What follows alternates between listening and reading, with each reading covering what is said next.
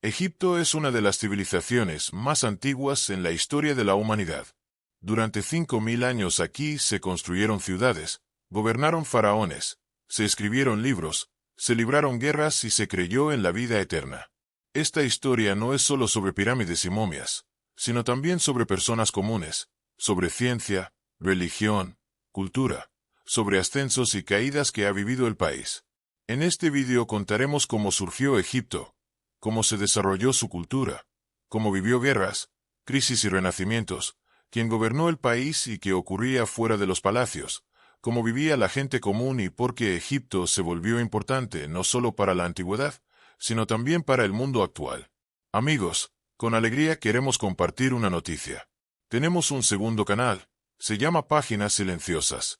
Allí hablamos sobre libros de grandes autores. No resumimos tramas, sino que intentamos entender qué ocurría en la vida del escritor cuando escribía esa historia. Porque los personajes se comportan precisamente así y que se esconde entre líneas. En el canal ha salido un nuevo episodio dedicado a la novela Nuestra Señora de París de Víctor Hugo. El enlace al vídeo está en la descripción. Si nuestra forma de presentar les resulta cercana, por favor échenle un vistazo y suscríbanse. Su apoyo es muy importante para nosotros. Y gracias por estar con nosotros. Cuando se mira el mapa del mundo, es difícil creer que una gran civilización pudiera crecer en medio del desierto. Pero Egipto se convirtió precisamente en ese milagro. Alrededor se extienden llanuras secas, tierras quemadas por el sol, en las que no sobreviviría ninguna cultura si no fuera por el gran río que lleva vida entre las arenas. Precisamente el Nilo, con sus inundaciones predecibles y generosas, se convirtió en la fuente del orden, del tiempo y de la propia noción de eternidad. Todo lo que llamamos civilización aquí, nació no a pesar de la naturaleza, sino gracias a su ritmo preciso y confiable. Los egipcios llamaban a su tierra Kemet, tierra negra. No porque fuera lúgubre, sino porque después de cada inundación veraniega del río, en sus orillas quedaba un limo fértil y espeso. Este limo permitía cultivar trigo, cebada, lino, dátiles y así daba a la gente la posibilidad no de vagar en busca de alimento, sino de establecerse en un lugar, domesticar la tierra, recordar el tiempo y por primera vez pensar en el futuro. Así nació Egipto. Uno de los principales descubrimientos de los sacerdotes egipcios fue la conexión entre el cielo estrellado y la cosecha terrestre. Observando los cielos, notaron que la inundación del Nilo siempre comenzaba poco después de la aparición en el cielo matutino de la estrella que conocemos como Sirio. Esta coincidencia permitió crear uno de los primeros calendarios de la historia, que dividía el año en 3 estaciones: inundación, siembra y cosecha. Así, las estrellas comenzaron a dictar el tiempo, y con él surgieron los conceptos de orden, ritual y el ritmo sagrado de la vida. Los hallazgos arqueológicos hablan de un desarrollo temprano de la cultura. Vasijas de arcilla con imágenes de animales, adornos de cobre, amuletos en forma de cobra o halcón. Estas imágenes posteriormente se convertirán en símbolos del poder real. Aquí, en el Valle del Río, en la época que llamamos predinástica, surgieron las primeras ciudades y con ellas la noción del poder como un principio divino. De asentamientos separados, poblados por cazadores, agricultores y artesanos, para finales del cuarto milenio antes de nuestra crecieron 2 reinos tempranos, el Alto Egipto al sur y el Bajo Egipto al norte. Aproximadamente en el año 3000 a.C., ambos reinos se unieron. El gobernante del Alto Egipto llamado Narmer, al que luego llamarían Menes, conquistó el norte y se convirtió en el primero en portar la doble corona, que simbolizaba la unión de las 2 tierras. En la famosa paleta de Narmer, encontrada por arqueólogos en Hieracómpolis, se representa este momento. El rey con la corona blanca asesta un golpe al enemigo. Este acto no es solo una escena de victoria, sino un símbolo del nacimiento del Estado, basado en la unidad, el orden y el poder proveniente de los dioses. Con este nacimiento del Estado está ligado uno de los conceptos principales de la cultura egipcia. Maat. Maat no es una diosa en el sentido habitual, sino una idea de armonía, justicia y orden cósmico. Se creía que precisamente el faraón mantenía al mundo de volver al caos. Si el agua no llega, si la cosecha perece, si ocurre injusticia, significa que se ha violado la Maat. Y el gobernante debe restaurar el equilibrio mediante sacrificios, gobierno justo y oraciones. Así, el rey se convirtió no solo en líder político, sino en encarnación viviente de la ley universal. Ya en esta época temprana, los egipcios comenzaron a construir tumbas mastabas, estructuras rectangulares y bajas de ladrillo, donde depositaban a la nobleza.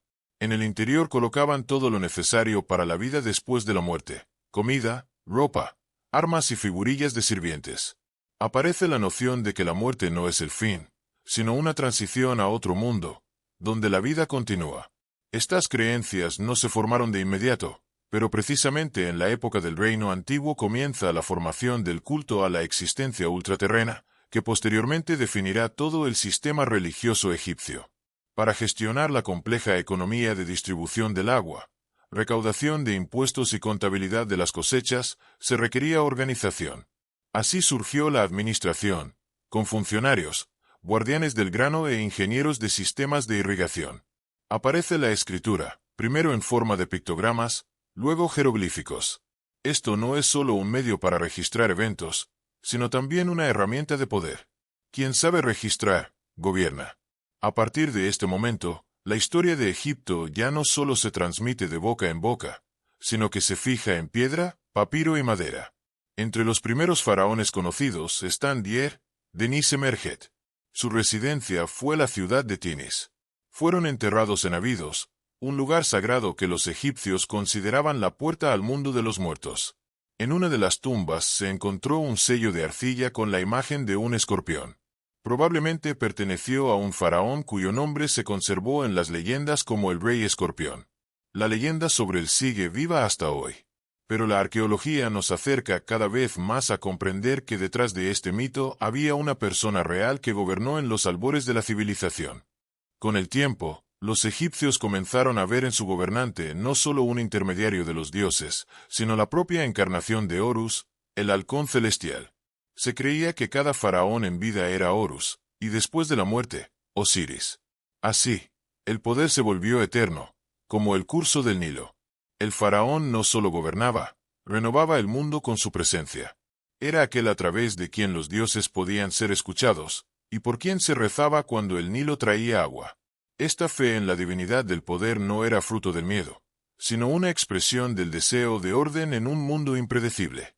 Las primeras necrópolis se construyeron en la orilla occidental del Nilo, donde el sol se pone en el horizonte. Los egipcios creían que precisamente allí iban las almas de los muertos. Los arqueólogos encuentran en estas tumbas pinturas con escenas de caza, cosecha, música, baile, todo lo que hacía que la vida terrenal mereciera ser repetida en la eternidad. La fe en la continuación de la vida era tan sólida, que sus huellas se perciben incluso en la arquitectura. El templo es un camino de la luz a la oscuridad, del patio exterior al santuario íntimo, donde reside el misterio. A finales del tercer milenio AC, Egipto se había convertido en un estado unido y fuerte con poder centralizado, agricultura desarrollada, escritura y una jerarquía social clara. En este momento comienza la época que los historiadores llamarán Reino Antiguo. Comienza el tiempo en que los faraones creerán que su poder es capaz de vencer a la muerte, y tratarán de plasmar esta fe en piedra, en los monumentos más grandiosos que la humanidad haya construido jamás.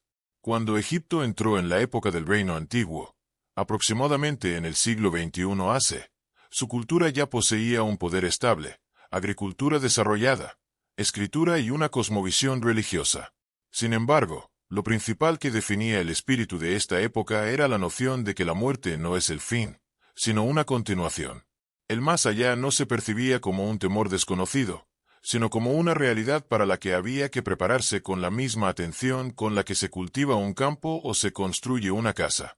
Todo lo que se creaba entonces, arquitectura, pintura, rituales, se sometía a esta sensación del mundo, en la que la eternidad comenzaba aún en vida. El faraón José, que gobernó a principios de la tercera dinastía alrededor del siglo XXI AC, se convirtió en la primera figura que plasmó esta comprensión en piedra. Ordenó erigir una tumba que debía servir no solo de refugio para el cuerpo, sino de puerta a otro mundo. Así apareció en Saqqara la pirámide escalonada, la primera estructura monumental de piedra en la historia de la humanidad. Su arquitecto fue Imhotep, sacerdote, médico, escriba, cuyo nombre posteriormente se convertiría en leyenda. Los egipcios lo veneraron tanto que, siglos después, Lo deificaron. La pirámide de Djoser, de unos 62 m de altura, consistía en 6 escalones y estaba rodeada por todo un complejo ritual, patios, templos, almacenes y corredores subterráneos. En su interior, laberintos de más de 5 kilómetros de largo, tallados en la roca, decorados con azulejos azules con relieves y textos dedicados al ascenso del rey a los dioses. Esto no era solo un entierro, sino la creación de todo un mundo arquitectónico en el que el faraón debía continuar su existencia. El siguiente paso lo dieron los reyes de la cuarta dinastía. Primero Seneferu, gobernante bajo el cual los arquitectos probaron diferentes formas, desde la pirámide romboidal en Dashur hasta la pirámide roja, que se convirtió en la primera estructura de caras lisas de este tipo. Pero la culminación llegó con su hijo Jufu, más conocido como Keops. Ordenó construir una pirámide que superaría todo lo creado anteriormente. Con una altura de unos 147 m, consistía en más de 2.5 millones de bloques de piedra caliza, cada uno de los cuales pesaba de 2 a 15 toneladas. Y todo esto sin usar herramientas de hierro ni ruedas. La pirámide de Keops en Giza se convirtió en símbolo de la eternidad. En su interior, pasajes estrechos, galerías ascendentes, un sarcófago de granito rosa y cámaras para la barca de los dioses. Su orientación a los puntos cardinales asombra por su precisión, y sus proporciones matemáticas aún hoy generan debates entre investigadores. Sin embargo, lo más importante es otra cosa. No se construyó para demostrar poder o riqueza, sino como medio de transición a otro mundo, como ancla del alma en la eternidad. Se cree que la construcción de tales tumbas no se realizaba con manos de esclavos. Las excavaciones modernas en la meseta de Giza han revelado restos de asentamientos de trabajadores, donde vivían miles de artesanos, canteros, cocineros, cerveceros y médicos.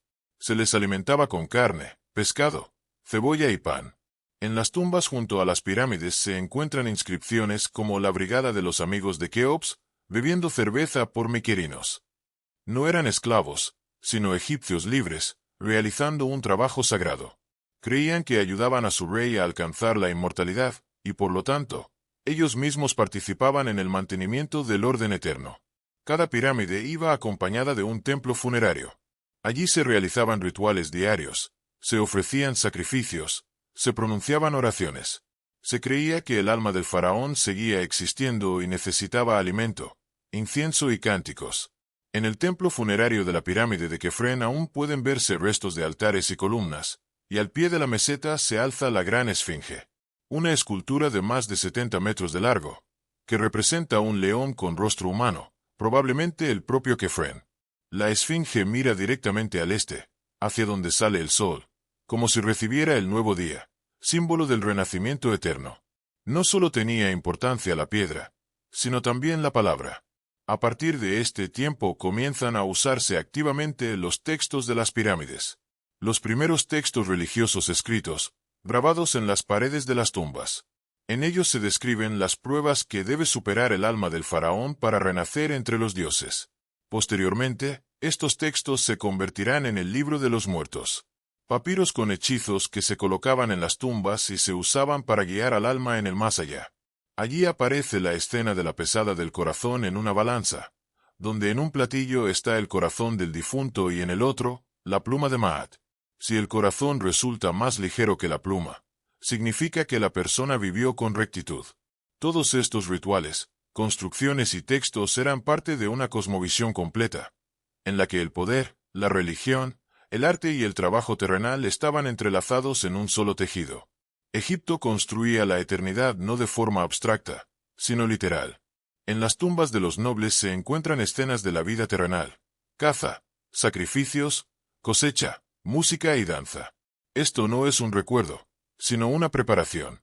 El alma debe vivir en el más allá con la misma plenitud que en vida. Para ello, junto al cuerpo se colocaba todo lo necesario, muebles, comida, armas, estatuillas de sirvientes y barcas. Todo esto se hacía con la convicción de que la persona continuaría su existencia, siempre que su nombre fuera pronunciado y los rituales se cumplieran. El estilo artístico de esa época se volvió canónico. Las figuras se representan de perfil con una simetría clara. Los cuerpos masculinos bronceados, los femeninos claros, las posturas estrictamente definidas. Todo se sometía a la idea del orden. En esto no había una formalidad congelada, sino la confianza en que el mundo está organizado correctamente, y la tarea del hombre no es cambiar, sino mantener el orden establecido. Pero, a pesar de la monumentalidad y la grandeza externa, el reino antiguo no fue eterno. Hacia el final del reinado de la sexta dinastía, contradicciones internas, el debilitamiento del centro, el fortalecimiento de la nobleza provincial y las malas cosechas provocadas por sequías comenzaron a destruir la estructura anterior. Las últimas pirámides de esta época fueron significativamente más pequeñas y sus bloques de piedra estaban peor trabajados. Las inscripciones eran más raras, las pinturas más pobres. Egipto entraba en un periodo de desintegración política que los historiadores llamarán primer periodo intermedio. Sin embargo, todo eso será más tarde. Y mientras tanto, en las orillas del Nilo, bajo el sol abrasador, entre arenas y valles verdes, el hombre creaba inmortalidad. La piedra se convertía en oración, la palabra en llave, la vida en preparación para otra forma de existencia más elevada. Los egipcios creían que si se mantenía el orden, si el nombre no se olvidaba, si el cuerpo estaba protegido, entonces el alma encontraría paz. Cuando terminó la época del reino antiguo, Egipto no cayó bajo los golpes de enemigos ni desapareció en llamas de destrucción. Simplemente se disolvió en su propia extensión. A finales de la sexta dinastía, aproximadamente en el siglo XXI AC, el país se debilitó. El Nilo trajo durante varios años inundaciones insuficientes. Las cosechas disminuyeron y los gobernantes locales comenzaron a actuar de forma independiente, sin reconocer la autoridad central. Así llegó el caos que los cronistas posteriores llamarán el primer periodo intermedio. Fue un siglo sin un único gobernante, pero no sin vida. Egipto no se destruyó. Se fragmentó en muchos pequeños centros, cada uno con su propio sacerdocio, dioses, costumbres y gobernantes. Unas ciudades prosperaban, otras sufrían, pero el tejido general del país se desgarraba. De esta época nos han llegado textos raros y amargos como las Enseñanzas para Merikara, donde el autor habla de disturbios, hambre e injusticia. Los pobres se volvieron ricos, y los nobles yacen en el polvo. Estas líneas suenan como una oración por el orden y un recuerdo de la armonía perdida. El Renacimiento comenzó en el sur, en Tebas. Precisamente allí, a principios del siglo XXI AC, el príncipe Mentuhot II logró unir el país bajo su poder. Su victoria sobre las regiones del norte puso fin a la fragmentación, y Egipto volvió a ser un Estado unido. Así comenzó la época del Reino Medio, que duró unos 4 siglos, un tiempo de restauración, justicia y equilibrio interno. Los egipcios luego la recordarán como una edad de oro, cuando los reyes se preocupaban por el pueblo y se rendía a los dioses según la conciencia. Los faraones de las dinastías undécima y duodécima fortalecieron el poder central, realizaron reformas administrativas, desarrollaron la irrigación, revivieron los oficios y el comercio. Uno de los gobernantes más destacados de este periodo, Senusert III, sometió a Nubia, construyendo una cadena de fortalezas a lo largo del Nilo, reformó la administración y redujo la influencia de los gobernantes locales, transformándolos de príncipes casi independientes en servidores del Estado. Sus retratos escultóricos, con párpados pesados y rasgos estrictos, transmiten no grandeza, sino el cansancio del poder, una sensación de responsabilidad y ansiedad, algo raro en el arte de esa época. Al mismo tiempo florece la literatura. Surgen las enseñanzas del faraón Amenemhat a su hijo. Una reflexión sobre la naturaleza del poder y la traición, donde el viejo rey advierte al heredero: guárdate de los que están cerca de ti, pues pueden convertirse en tus enemigos. Aparece la historia de Sinue. Relato de un cortesano que huyó tras el asesinato del rey y vivió muchos años en el exilio antes de regresar a casa. Esta obra se convirtió en el primer relato en la literatura mundial sobre el mundo interior del hombre, sobre el miedo, la nostalgia y el perdón. En ella no hay dioses ni milagros, solo destino y arrepentimiento. El Reino Medio también exploró activamente las tierras del sur, en Nubia, ricas en oro. Los ingenieros egipcios construyeron allí fortalezas, caminos y templos, controlando el comercio de marfil, cobre y aromas. Sin embargo, hacia finales de la duodécima dinastía, el Estado comenzó a debilitarse. Varios gobernantes se sucedieron en un corto plazo. El clima cambió, Las cosechas empeoraron y el país se sumió gradualmente en una nueva crisis. Así comenzó el segundo periodo intermedio. Esta vez el caos vino no desde dentro, sino desde fuera. A mediados del siglo XV a.C., el norte de Egipto fue invadido por los hicsos, pueblos de origen semita procedentes del Levante. Poseían lo que los egipcios no tenían: carros de guerra, caballos y armas de bronce. Capturaron el delta del Nilo, fundaron la capital Avaris y gobernaron durante más de un siglo. Sin embargo, su poder nunca se extendió a todo Egipto. Las regiones del Alto Egipto, especialmente Tebas, mantuvieron su independencia y gradualmente se convirtieron en un centro de resistencia. En Tebas gobernaba Seqenenrata, un rey que murió en combate con los hicsos. Su cráneo, encontrado por arqueólogos, conserva huellas de heridas, golpes cortantes en la frente y la sien, recibidos probablemente en el campo de batalla. Tras él, la lucha fue continuada por su hijo Kamose y su hermano Amose. Precisamente Amose, a mediados del siglo XV a.C., expulsó definitivamente a los hicsos, destruyó su capital y restauró la unidad del país. Así comenzó una nueva época, la época del Reino Nuevo. Tiempo de fuerza, victorias, una riqueza sin precedentes. Los gobernantes del Reino Nuevo se convirtieron no solo en faraones, sino en emperadores. El estado salió de los límites del Valle del Nilo. Bajo Tutmosis I, el ejército egipcio llegó al cuarto catarata del Nilo al sur y al Éufrates al norte. Tras su muerte, el poder pasó a Hatshepsut, una mujer que ascendió al trono con vestimenta masculina y se proclamó rey del Alto y Bajo Egipto. Gobernó casi 20 años, construyó templos, fortaleció lazos comerciales, envió la famosa expedición al país de Punt, de donde trajeron oro, resinas y maderas raras. Su templo en Deir el-Bahari aún hoy se alza como testimonio de un tiempo en que la sabiduría y el poder eran iguales en fuerza. Luego el poder pasó a Tutmosis III, el gran comandante, que realizó más de 15 campañas en Asia y Nubia. Sometió decenas de ciudades, convirtió a Egipto en una potencia a la que fluían regalos, tributos y mercancías de todo Oriente. Bajo él, a los templos llegaba oro de Nubia, cobre de la península del Sinaí, incienso de Arabia, cedro del Líbano. Y el país experimentó un auge sin precedentes. Egipto se convirtió en el centro de la diplomática mundial, donde confluían embajadas. Y cada potencia consideraba un honor intercambiar regalos con el señor de las dos tierras. Sin embargo, el apogeo del poderío de Egipto se alcanzó bajo Ramsés II, un gobernante cuyo nombre se convirtió en sinónimo de grandeza. Gobernó casi 7 décadas, ordenó erigir grandiosos templos y colocó sus estatuas por todo el país. Su reinado no fue solo un tiempo de construcción, sino también de grandes guerras. En el 5.º año de su reinado, Ramsés II se enfrentó a los hititas cerca de la ciudad de Cadés. La batalla duró un día y terminó sin un vencedor claro, pero se convirtió en leyenda. En los templos egipcios, relieves muestran cómo el faraón, rodeado de enemigos, solo sobre su carro repele el ataque.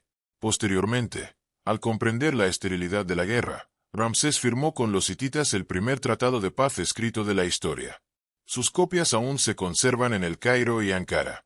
En ellas están grabadas palabras sobre ayuda mutua, hermandad y reconocimiento de fronteras. En las últimas décadas del reinado de Ramsés, Egipto se mantuvo fuerte, pero bajo el brillo externo ya comenzaban las grietas. Los enormes gastos en construcción, el poder de los sacerdotes de Amón, fortalecidos en Tebas, y el agotamiento gradual de los recursos, minaban la estabilidad. A finales del siglo X a.C. comenzaría un lento debilitamiento, pero por ahora Egipto seguía siendo el centro del mundo, un país donde el sol parecía eterno. En este tiempo nace una sensación de nueva espiritualidad. La gente comienza a buscar no solo la fuerza de los dioses, sino el sentido de su justicia. De esta inquietud espiritual pronto surgirá un faraón que decidirá que el mundo necesita un nuevo sol, un nuevo dios y una nueva verdad. Su nombre será Akenatón, e intentará cambiar la esencia misma de la fe egipcia. A mediados del siglo X a.C., en la época de la dinastía XVIII, ascendió al trono de Egipto un joven gobernante llamado Amenhotep IV, hijo del rey Amenhotep III y la reina Taí. Su infancia transcurrió en una corte llena de grandeza y un agudo sentido del ritual.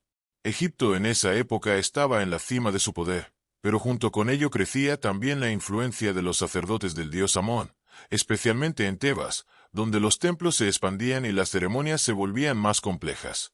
El joven rey desde la juventud, al parecer, sentía incertidumbre sobre la sinceridad de este mundo. No era un rebelde, sino más bien un místico. Al comienzo de su reinado, Amenhotep IV no dio pasos abruptos. Construyó templos a Amón, participó en los ritos y gobernó como se esperaba de un faraón. Pero ya en el cuarto año de su reinado, inesperadamente ordenó erigir nuevos templos. No a Amón, sino a Atón, un aspecto poco conocido de la luz solar, representado como un disco solar con rayos que se extienden terminando en manos humanas. Este culto existía antes, pero nunca fue central. Ahora el rey lo puso en el centro de su mundo. Comenzó a construir templos a Atón en Karnak, y pronto quedó claro que no se trataba de un complemento a la antigua fe, sino de su reemplazo radical. Amenhotep IV rechazó el nombre que lo vinculaba al dios Amón y adoptó uno nuevo, Akenatón, que significa útil a Atón o aquel que actúa en gloria de Atón. Prohibió el culto a Amón, cerró sus templos, expulsó a los sacerdotes, confiscó las tierras de los templos e incluso ordenó borrar el nombre de Amón de las inscripciones anteriores. Esto no era solo una reforma religiosa, sino una recreación completa del orden cósmico, en cuyo centro ahora estaba un sol único y sin rostro. En el sexto año de su reinado, Akenatón abandonó Tebas y ordenó fundar una nueva capital en un lugar donde, según decía, nunca había puesto su pie ningún dios. Eligió un terreno desértico en la orilla oriental del Nilo y lo llamó Ajetatón, el horizonte de Atón. La ciudad se construyó rápidamente. Palacios, templos, barrios residenciales y calles que se extendían hacia los templos, carentes de techos. La luz debía caer libremente, pues Atón era la luz, y la luz no podía estar encerrada bajo bóvedas. El estilo artístico cambió drásticamente. Akenatón se representaba con hombros estrechos, rostro alargado, caderas llenas. Una apariencia que no correspondía al ideal anterior. Los estudiosos aún debaten si era un retrato real o una alegoría intencional. Una unión de lo masculino y femenino, símbolo de la plenitud divina. Pero sin duda alguna, el arte se volvió mucho más vivo. En los relieves aparecen escenas donde el faraón y su familia comen, besan a sus hijos, rezan al mediodía y reciben los dones de la luz. Nefertiti, esposa de Akenatón, estuvo a su lado en todo. Su nombre significaba a la bella ha llegado. Y su imagen, especialmente el famoso busto encontrado en el taller del escultor Tutmose, se convirtió en uno de los símbolos de la civilización egipcia antigua. Se la representaba no solo como un adorno del trono, sino como una igual, realizando rituales, gobernando el país. Quizás como corregente. Algunos investigadores creen que en sus últimos años su nombre fue cambiado a Neferneferuatón y que gobernó tras la muerte de Akenatón durante un breve tiempo. Pero no hay confirmación exacta. El reinado de 18 años de Akenatón transcurrió en Ajetatón casi aislado del resto de Egipto. Los archivos encontrados en tablillas de arcilla, las llamadas cartas de Amarná, dan fe de que el rey intervenía poco en los asuntos de los territorios asiáticos bajo su dominio. Allí donde antes Egipto enviaba ejércitos, ahora los vasallos suplicaban ayuda y no recibían respuesta. Una carta dice: «Mi ciudad ha caído, y mi rey no ha enviado un solo soldado. Los enemigos se ríen de nosotros, diciendo: ¿dónde está el rey de Egipto?». Probablemente, Akenatón realmente se centró en la reforma espiritual, descuidando la política exterior y el antiguo sistema de gobierno. El culto a Atón, a pesar del apoyo de la corte, no se extendió ampliamente. Para el pueblo común era lejano, abstracto, sin mitos tradicionales, sin imagen, sin intercesores. Los antiguos dioses, con sus historias, ritos y cercanía a las preocupaciones terrenales, fueron expulsados, pero no olvidados. Sus nombres seguían pronunciándose en secreto. Sus imágenes se escondían en las paredes de las casas, sus oraciones no desaparecieron de los corazones. Los egipcios no aceptaron el monoteísmo luminoso pero frío. Tras unos 17 años de reinado, Akenatón murió. Donde fue enterrado no se sabe con certeza. En una tumba excavada en la roca en Amarna se encontraron su sarcófago y algunos objetos funerarios. Pero posteriormente sus restos, al parecer, fueron trasladados. Poco después de su muerte, la capital fue abandonada. El culto a Atón fue abolido, los templos destruidos, y el nombre del faraón fue borrado de todas las listas oficiales. Su sucesor fue el joven Tutankamón. Pronto cambió su nombre a Tutankamón, volviendo bajo la protección de Amón. Los templos se reabrieron, los sacerdotes recuperaron el poder. Los escultores volvieron al canon anterior. Comenzó una campaña para borrar las huellas del período amarniense. Los relieves fueron destruidos, las inscripciones con el nombre de Akenatón fueron cinceladas de nuevo, las tumbas destruidas u ocultas bajo nuevas capas. Era un retorno no solo de la fe, sino también de la memoria, pero ya sin reformas. Y sin embargo, Akenatón permaneció en la historia como el primer gobernante que cambió conscientemente el paradigma religioso de su civilización. Su idea de la luz divina, de un principio único y de la conexión personal entre el hombre y el cosmos fue revolucionaria. Aunque su reforma resultó breve, y el sueño de la luz no sobrevivió a su generación, dejó una huella que miles de años después volvería a manifestarse en la filosofía, en la idea del monoteísmo, en la búsqueda de la purificación interior. A su lado estuvo siempre Nefertiti, una mujer cuyo rostro nos ha llegado a través de los siglos como símbolo de refinamiento, fuerza y misterio. Su imagen, como un rayo de luz congelado, sigue siendo un recordatorio vívido de un tiempo en que Egipto no solo construía templos, sino que intentaba replantearse la esencia misma del mundo. Pero tras Amarna, Egipto ya no sería el mismo. Se acercaba un nuevo siglo, un siglo de inquietudes, conquistas extranjeras y el ocaso definitivo de la era de los faraones. Egipto aún lucharía por la independencia, pero su centro de poder comenzaría a desplazarse gradualmente. Y al final, en el horizonte aparecería la figura de un extranjero con una lanza macedonia, cuyo nombre abriría una nueva era. Cuando murió Ramsés II, el rey que gobernó más de 65 años, fue enterrado en el Valle de los Reyes en una tumba cuidadosamente decorada, cuyas paredes estaban cubiertas de hechizos, imágenes rituales y escenas del libro de los muertos. Dejó tras de sí muchos hijos, innumerables estatuas y templos. Sobre todo, la imagen del faraón como un gobernante casi igual a los dioses. Sin embargo, con su muerte terminó toda una era de confianza, fuerza y poderío. Poco después de él comenzó el reinado de Merneptah, el 13º hijo de Ramsés. Él ya tenía más de 60 años, y se enfrentó a un nuevo fenómeno, la invasión de los llamados pueblos del mar, cuyo origen aún hoy es objeto de debate. Destruían ciudades del Mediterráneo oriental y buscaban penetrar en el delta del Nilo. Merneptah logró rechazarlos, y en una inscripción en una de sus estelas mencionó por primera vez a una tribu llamada Israel, designándola como un pueblo que existe en Canaán. Este fragmento se considera la primera evidencia escrita de la existencia de los israelitas. Sin embargo, defender las fronteras no significaba conservar la fuerza interna. Egipto perdía rápidamente influencia en Canaán y Siria. El ejército se debilitaba, y el poder sufría cada vez más la presión de los sacerdotes de Amón, especialmente en Tebas. Llegó la época que los historiadores llaman el tercer periodo intermedio. Duró aproximadamente desde principios del siglo X a.C. y fue un tiempo de fragmentación, cuando el país estaba formalmente unido, pero en realidad gobernado por diferentes centros. En el Alto Egipto gobernaban los sacerdotes de Amón, en gran medida independientes de los faraones. En el Bajo Egipto, dinastías de origen libio, llegadas del oeste. Uno de esos gobernantes, Sesoncuy, fue mencionado en la Biblia como Sisac, el rey que saqueó Jerusalén. En los muros del templo de Amón en Karnak se conservan listas de ciudades que tomó en Canaán. Pero estos éxitos militares no devolvieron a Egipto su antigua gloria. Cada vez más, los gobernantes portaban títulos dobles de faraón y sumo sacerdote, lo que reflejaba la confusión del poder y el debilitamiento del centro. En el siglo VII a.C., llegaron a Egipto nuevos gobernantes. Una dinastía real de Nubia. El rey Piangi sometió el país, y con sus descendientes llegó un breve periodo de renacimiento. Estos faraones buscaron restaurar las tradiciones antiguas, construyeron templos, se representaron en posturas clásicas, pero al mismo tiempo lucharon contra el creciente poder asirio. Pronto los asirios invadieron Egipto, y en el siglo VI a.C. su ejército capturó Tebas. Egipto fue saqueado y cayó temporalmente en dependencia del Imperio Oriental.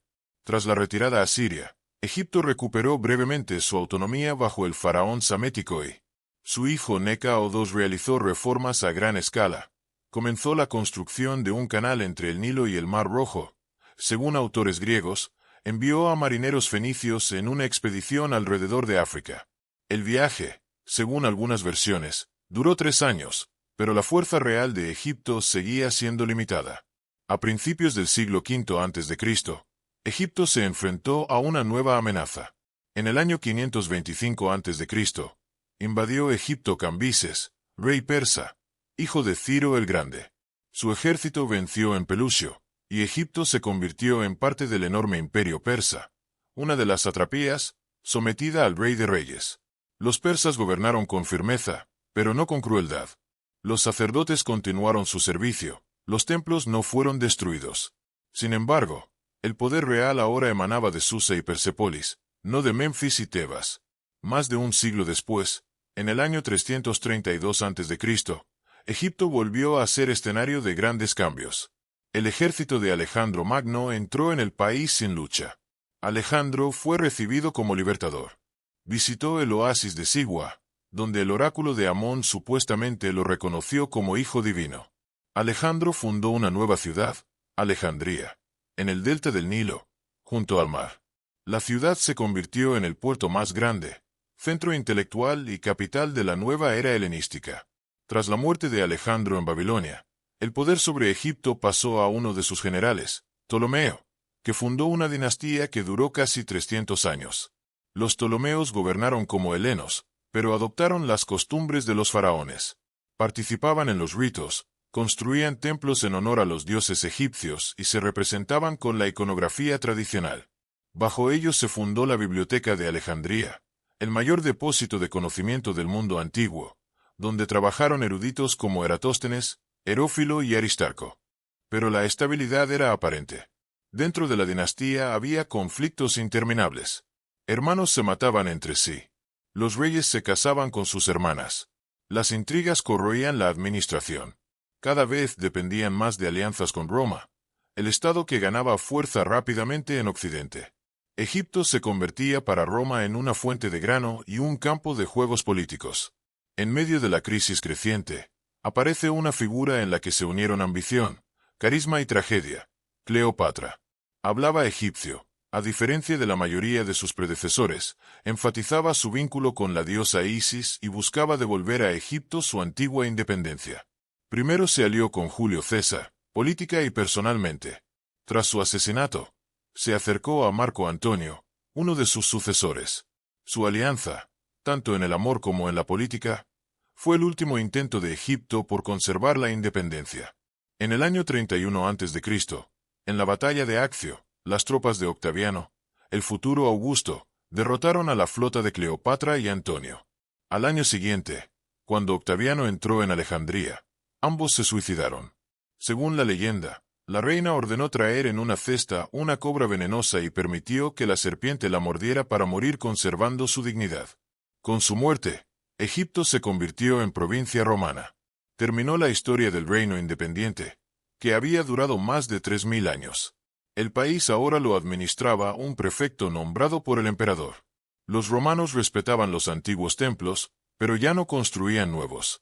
La imagen del faraón desapareció, cediendo su lugar al busto del emperador. Sin embargo, la memoria del pasado permaneció. Los templos aún se alzaban sobre el Nilo. Los relieves en las paredes seguían contando batallas, sacrificios, el sol elevándose sobre el horizonte. La gente aún llevaba ofrendas, rezaba a Anubis, enterraba a sus muertos según los viejos ritos. Incluso cuando Egipto era gobernado por extranjeros, la propia tierra conservaba la voz de su memoria profunda. Cuando a mediados del primer milenio después de Cristo Egipto quedó dentro del Imperio Romano de Oriente, aún seguía siendo una tierra de memoria, pero ya no era una fuente de fuerza. El poder bizantino buscaba retener el país como la fuente más importante de pan, pero el creciente descontento por los impuestos, las disputas religiosas y la centralización del poder hacían la posición de Egipto cada vez más inestable. En este tiempo, en su territorio ya se desarrollaba activamente la Iglesia copta, una rama del cristianismo con tradiciones antiguas, que entraba cada vez más en conflicto con la Iglesia ortodoxa oficial. En el siglo VI, por nuevas rutas y caminos caravaneros del este, comenzaron a llegar noticias de una nueva fuerza que ganaba poder en Arabia. En el año 610, el profeta Mahoma comenzó a predicar el Islam. Solo 3 décadas después de su muerte, el ejército musulmán entró en Egipto. El ejército bizantino, agotado por guerras con Persia y disputas internas, no pudo ofrecer resistencia organizada. Tras un largo asedio a la fortaleza de Babilonia, situada en el lugar del futuro El Cairo, los árabes entraron en Alejandría, y Egipto se convirtió en provincia del califato Rashidun. Las primeras décadas del dominio árabe transcurrieron relativamente en calma. A los cristianos coptos, que constituían la mayoría de la población, se les permitió conservar su fe, aunque por ello debían pagar un impuesto especial, la jizya. Gradualmente, el árabe desplazó al griego y al copto de la administración oficial, y el Islam comenzó a extenderse lenta pero inexorablemente, también a través del comercio, los privilegios administrativos y la influencia cultural. Ya a finales del siglo VIII, una parte significativa de la población urbana hablaba árabe, y para finales del siglo X, los musulmanes constituían la mayoría. Durante los primeros 3 siglos, Egipto estuvo bajo el dominio de los omeyas, luego de los abasíes, y era administrado por gobernadores subordinados al califa. Sin embargo, en el año 969 ocurrió un momento crucial. Tropas de la dinastía chiita fatimí invadieron el país y fundaron, en el lugar de la antigua fortaleza de Babilonia, una nueva ciudad, Al-Qaira, que significa la victoriosa. Esta ciudad se convirtió en el nuevo centro administrativo y religioso del país. Desde entonces, El Cairo ha permanecido como capital de Egipto. Los fatimíes gobernaron más de 2 siglos. Bajo ellos, en el año 1071, se fundó la Universidad de Al-Azhar, una de las más antiguas del mundo islámico, que se convirtió no solo en un centro religioso, sino también científico. En ella se enseñaban no solo teología y derecho, sino también filosofía, medicina, lógica y astronomía. Desde todos los rincones del mundo musulmán, a El Cairo acudían estudiantes, eruditos, artesanos y comerciantes. La ciudad crecía, transformándose en uno de los centros intelectuales de la Edad Media. Tras el debilitamiento de los fatimíes, el poder en Egipto pasó a los ayubíes, la dinastía fundada por el kurdo Salah ad-Din, conocido en Europa como Saladino. Tomó el poder en Egipto y lo unió con Siria. Precisamente bajo él se construyó el famoso complejo de la Ciudadela del Cairo, una estructura defensiva y a la vez residencia del gobernante. Saladino pasó a la historia como un gobernante sabio y justo, que supo rechazar la Tercera Cruzada y al mismo tiempo mantener una relativa tolerancia religiosa y respeto a los habitantes de diferentes confesiones. Tras su muerte, a principios del siglo XIII, Egipto pasó bajo el control de los mamelucos, una casta militar de origen turco y caucásico, que inicialmente eran comprados como esclavos, entrenados en el arte de la guerra y educados en la tradición islámica. Los mamelucos, con el tiempo, derrocaron a sus amos y crearon su propia dinastía, y durante más de 2 siglos Egipto estuvo bajo su gobierno.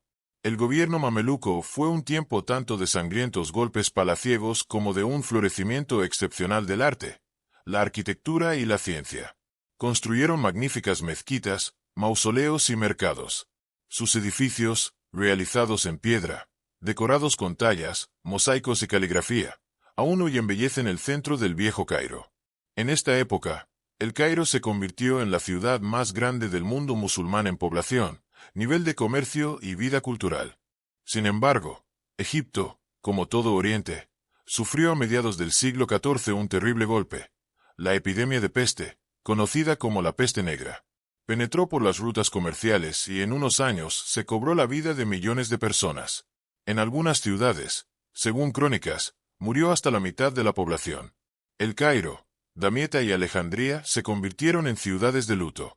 A pesar de las pérdidas, el país sobrevivió, pero las consecuencias de la epidemia se sintieron durante muchas décadas. En el siglo XV, el poder de los mamelucos comenzó a debilitarse. La economía sufría por el declive del comercio y los altos impuestos. Al mismo tiempo, el Imperio Otomano se fortalecía. En 1517, el sultán Selim derrotó a las tropas mamelucas en la batalla de Raidaniyya y afirmó definitivamente su control sobre Egipto. Entró en El Cairo, y Egipto se convirtió en una de las provincias del Imperio Otomano, aunque los mamelucos locales conservaron una influencia significativa, especialmente en el ámbito militar. En los siglos siguientes, Egipto siguió siendo una parte importante del mundo otomano, como proveedor de grano, como nodo estratégico entre Oriente y el Mediterráneo, como centro religioso y comercial. Pero junto con ello, se quedaba cada vez más atrás en tecnología, preparación militar, ciencia y educación. Para el siglo XVIII, Egipto era un país donde los pasás otomanos y los beys locales luchaban por la influencia, y el gobierno a menudo dependía del capricho del más fuerte. Sin embargo, incluso en este tiempo, El Cairo conservaba su grandeza. Las calles estaban llenas de talleres, mercados, fuentes y mezquitas. La vida cotidiana seguía su curso, y el pasado antiguo seguía siendo parte del paisaje diario. Pero pronto todo cambiaría. A finales del siglo XVIII, aparecerían en las costas de Egipto barcos franceses. Al mando de ellos, un hombre cuyo nombre sonaría cada vez más en el próximo capítulo, Napoleón Bonaparte. Con él, a tierra egipcia pisarían científicos, artistas, ingenieros. Y por primera vez en muchos siglos, verían en las piedras del pasado no simples ruinas, sino la clave para entender una de las civilizaciones más antiguas de la Tierra. Cuando en 1798 Napoleón Bonaparte desembarcó en Egipto, llegó allí no solo con un ejército, sino también con otro ejército mucho más silencioso. Un cuerpo de más de 160 científicos, artistas, ingenieros, cartógrafos y médicos, seleccionados personalmente por él para esta expedición. Con este gesto, Napoleón dejó claro: Egipto le interesaba no solo como punto estratégico en la lucha contra Inglaterra, sino también como fuente de un gran conocimiento, sepultado bajo el polvo de los milenios. Estas personas, que acompañaban al ejército, no portaban armas ni participaban en acciones militares, pero libraban otra lucha invisible contra el olvido, el tiempo y la destrucción. Precisamente ellos sentaron las bases de la ciencia que pronto recibiría el nombre de egiptología. En las ruinas de Memphis, en las arenas de Giza, en los templos de Luxor y en las necrópolis de Tebas, estos investigadores registraban todo lo que aún conservaba huellas del pensamiento antiguo. Medían, dibujaban, copiaban y describían todo lo que fuera posible salvar de la destrucción. Uno de los episodios más cruciales de esta expedición fue un descubrimiento hecho por zapadores franceses cerca de la aldea de Rosetta. Al reforzar los muros de una antigua fortaleza otomana en la desembocadura del Nilo, encontraron una losa oscura de basalto con 3 inscripciones diferentes, en griego, en demótico y en un lenguaje entonces incomprensible, los jeroglíficos egipcios. La losa resultó ser parte de un monumento más grande y estaba dañada, pero precisamente en ella había un texto paralelo en 3 lenguas. Más tarde, este hallazgo recibiría el nombre de Piedra de Rosetta y se convertiría en la clave gracias a la cual, un cuarto de siglo después, Jean-François Champollion podría descifrar la escritura del antiguo Egipto. En el momento del descubrimiento, el valor de la losa aún no se comprendía plenamente, pero los franceses la enviaron a El Cairo. Tras la capitulación de las tropas francesas en Egipto, los británicos capturaron el artefacto como parte del botín de guerra y lo trasladaron a Londres, donde aún se conserva en el Museo Británico. Mientras el ejército luchaba contra mamelucos y turcos, el cuerpo científico, a la sombra de las columnatas bajo las bóvedas de las tumbas, preparaba descripciones, planos y grabados. El resultado de este minucioso trabajo fue la grandiosa publicación multivolumen Descripción de Egipto, que comenzó a publicarse en París en las primeras décadas del siglo XIX. Esta obra, que incluye decenas de volúmenes y cientos de ilustraciones, se convirtió en la recopilación más completa de información sobre la civilización egipcia antigua de su tiempo. Influenció la arquitectura, la moda, el arte y el pensamiento europeos. En Europa comenzó una verdadera egipomanía. En Londres, París, Berlín y Roma, los arquitectos bebían inspiración de las formas de pilonos, obeliscos y frescos. En las fachadas de teatros y en las salas de museos aparecían imágenes de Isis y Osiris. En los interiores de las casas, patrones jeroglíficos, y en la literatura, imágenes de faraones, magia y arena. Pero bajo esta ola de entusiasmo subyacía un interés real por descifrar el lenguaje olvidado y comprender la cultura desaparecida. Un hito fundamental en este proceso fue el trabajo de Jean-François Champollion, el destacado lingüista y políglota francés. Desde joven estuvo obsesionado con la tarea de descifrar los jeroglíficos. Estudió copias de inscripciones, las comparó con nombres griegos y recurrió al idioma copto, que heredó mucho del antiguo egipcio. Y en 1822 dio el paso decisivo. Comprendió que el jeroglífico no son solo símbolos de ideas, sino también sonidos y combinaciones. Su descubrimiento abrió las puertas a la biblioteca del antiguo Egipto, hasta entonces cerrada y muda. A partir de ese momento comenzó la era de las excavaciones arqueológicas. A mediados del siglo XIX, el viajero británico Giovanni Battista Belzoni organizó expediciones a los templos de Karnak y Luxor. Extraía estatuas gigantes, limpiaba pasajes, levantaba columnas. Sus métodos eran toscos para los estándares actuales, pero el entusiasmo y la escala de su trabajo son innegables. Egipto comenzó a llenar las salas de los museos europeos. Objetos cotidianos, sarcófagos, momias, máscaras sacerdotales, amuletos. Todo esto provocaba no solo admiración, sino también el deseo de entender la civilización que había dejado tal riqueza. El descubrimiento más sonado del siglo XX fue el evento ocurrido en 1922. El arqueólogo británico Howard Carter, investigador durante años del Valle de los Reyes, con el apoyo de Lord Carnarvon, encontró la entrada a la tumba del joven faraón de la dinastía XVIII, Tutankamón. Resultó estar casi intacta. Cuando se abrió el primer pasillo y Carter miró al interior, vio oro y ébano, estatuas y trono, carros y sarcófagos, todo lo que acompañaba al faraón en la vida de ultratumba. Poco después se encontró también la famosa máscara de oro, que se convirtió en símbolo de toda la civilización egipcia. Este descubrimiento conmocionó al mundo. Los periódicos publicaban fotos de los artefactos sin cesar. El nombre de Tutankamón se hizo conocido por escolares de todos los continentes, y la cultura egipcia volvió a ser el centro de la atención mundial. Pero ahora, por primera vez en siglos, Egipto era escuchado como una voz que hablaba en primera persona a través de los objetos, textos y significados devueltos a la humanidad. El interés por Egipto no se convirtió solo en una moda, sino en parte de la ciencia. En las universidades aparecieron cátedras de egiptología. En Francia, Alemania, Estados Unidos y en el propio país de las pirámides trabajaban misiones permanentes. Junto con esto, cada vez se alzaba más fuerte la pregunta: ¿a quién pertenecen las antigüedades de Egipto?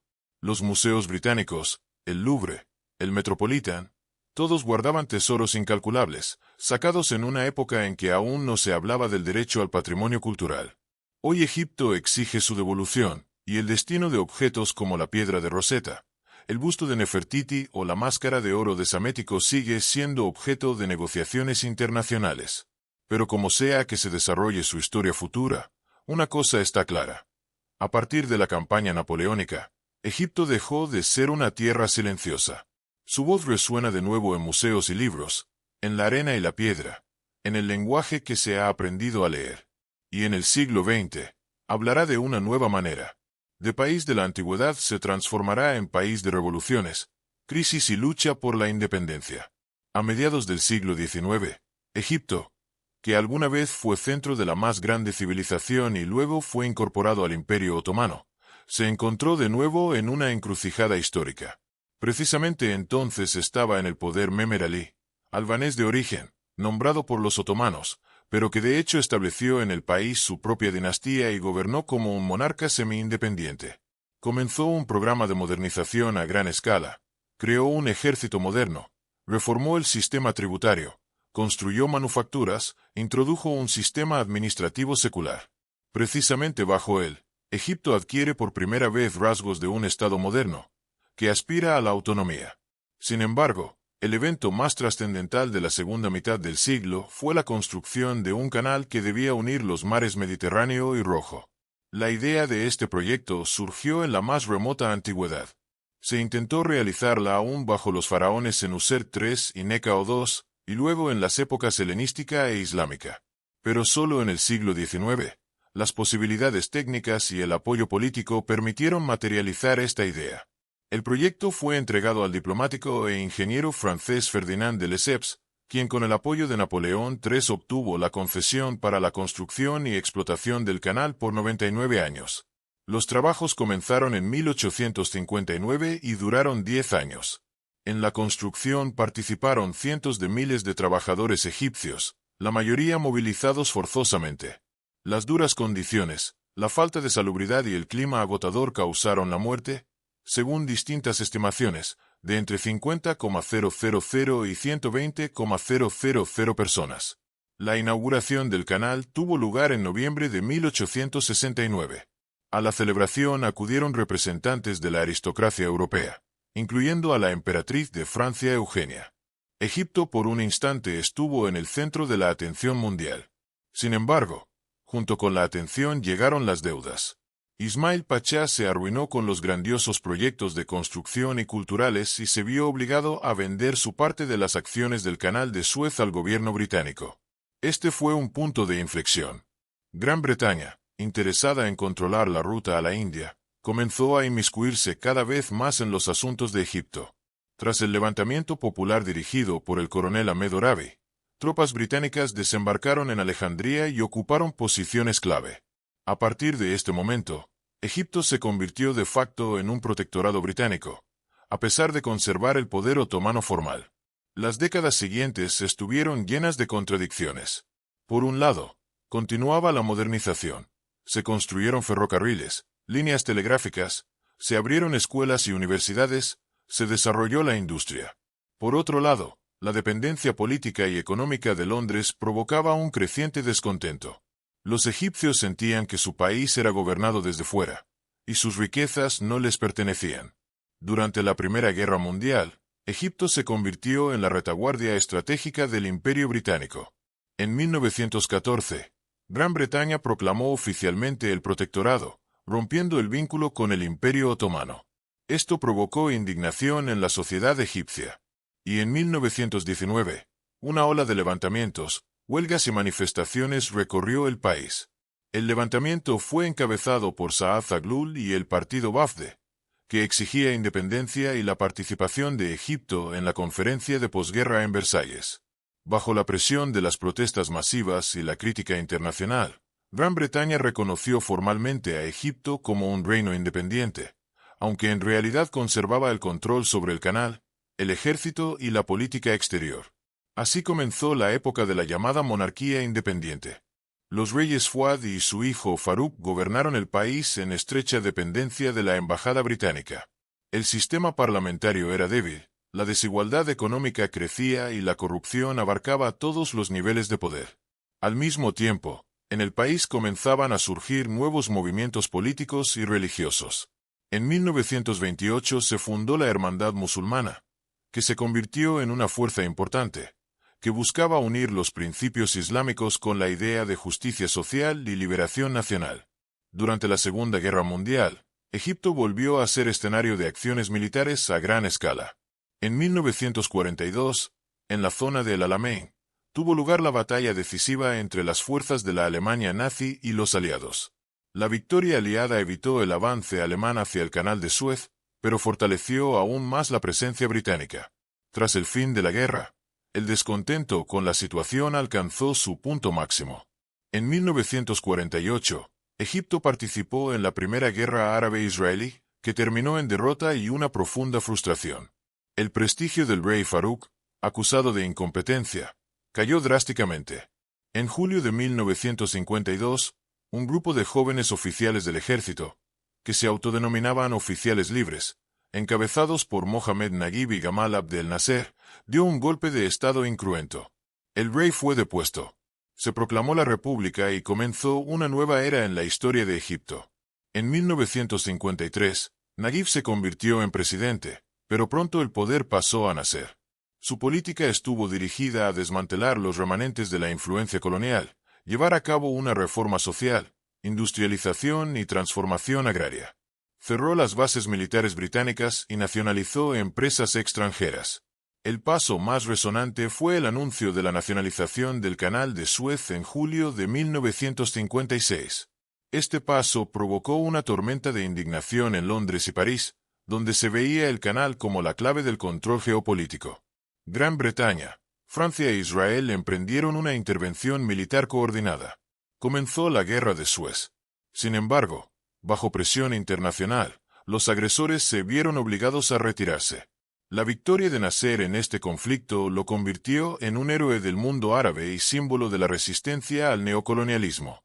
El canal de Suez quedó bajo control egipcio. Y precisamente a partir de este momento, el país adquirió una soberanía real, respaldada no solo con palabras, sino con hechos. Así terminó el largo y difícil camino desde la época de la invasión europea hasta el logro del control sobre su propio destino. Egipto, sometido durante siglos a imperios ajenos, recuperó el derecho a determinar su futuro. Cuando un avión se aproxima para aterrizar en el aeropuerto internacional de El Cairo, por la ventanilla puede abrirse una vista inusual. Por un lado, un desierto infinito, en el que parece haberse detenido el tiempo, y por otro, una ciudad gigantesca, donde atronan los embotellamientos, brillan los letreros y se apresuran millones de personas. Sin embargo, basta con mirar con más atención para que entre la modernidad comiencen a perfilarse los contornos de otra época, como si la propia tierra recordara todo lo que le había ocurrido y no tuviera prisa por soltar la memoria. Esta memoria no es polvo de museo, sino el aire que respira Egipto. Uno de los símbolos más evidentes de esta fusión entre pasado y presente sigue siendo Giza. Las enormes pirámides y la Esfinge, que alguna vez se alzaron en medio de una meseta desértica, hoy están rodeadas por los suburbios de El Cairo. Los barrios residenciales se acercan a los pies de los antiguos monumentos. Autobuses turísticos llenan las calles. Los niños juegan al balón junto a muros que tienen más de 4000 años. El legado de Egipto no se limita a los monumentos más famosos. Vive también en lugares donde raramente pisa un turista. En Saqqara, donde en la antigüedad se encontraba una enorme necrópolis, los arqueólogos continúan las excavaciones casi sin interrupciones. En 2023, aquí se descubrieron más de 1000 sarcófagos, muchos de los cuales conservaban una pintura brillante. La arqueología en Egipto no es un episodio, sino un modo de vida. Incluso en periodos de convulsiones políticas y dificultades económicas, el país sigue excavando, investigando y conservando. Los descubrimientos ocurren anualmente. En algún lugar encuentran un taller completo de momificación con herramientas, en otro, la tumba de una sacerdotisa cuyo nombre había sido olvidado durante 3000 años.